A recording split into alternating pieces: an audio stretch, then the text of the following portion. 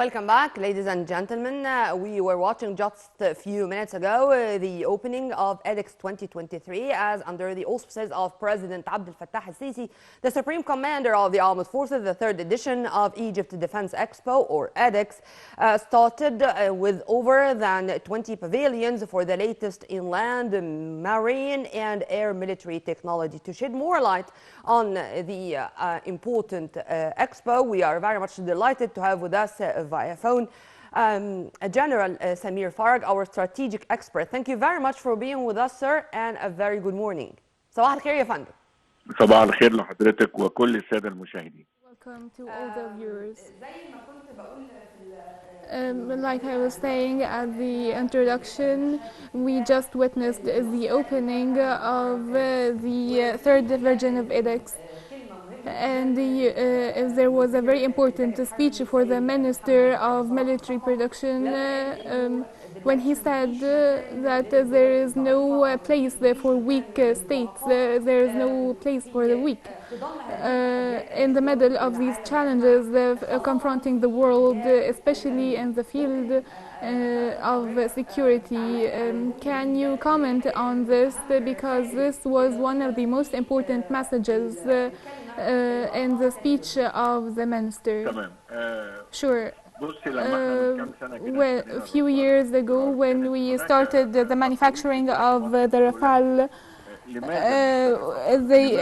there was a lot of talk about why are we buying the Rafale. We should buy manufacturers and more for the income, but during recent events and what's happening in Gaza, the Egyptian people are getting to know that if you do not have a military power to secure the homeland and the borders, there will be no place for us in the world. There will be no place for the weak.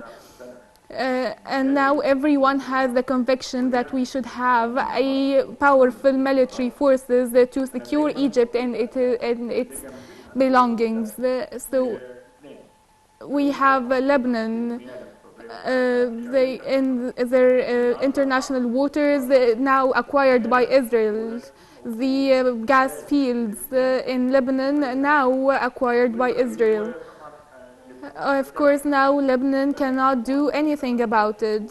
So if you do not have a military power to protect your investments, and I confirm the investments, you will not never be able to protect your homeland. So cooperation in the military field is now a necessity. Of course, among brotherly and neighborly countries, but cooperation in the military field among the world states is highly important. Do you agree? Of course, I agree, because friends and brothers of countries, we cooperate together, but with the world you need to see and exchange expertise and visions. This expo is now number one to market the weapons. Now we export a lot of weapons, and there was a great achievements in this regard. Now we are hosting more than 400 countries to see the weapons and compare prices. That expo is like a supermarket showcasing all kinds of weapons.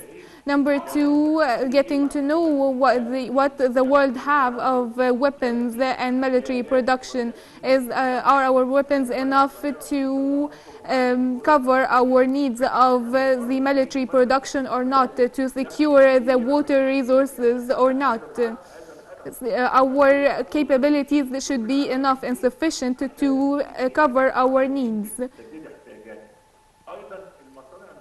Also, we need to see our plants, our manufacturers. We need to see what other manufacturers are working on and what is the most up-to-date technologies being used now in the field of military production, especially after the Russian-Ukrainian war.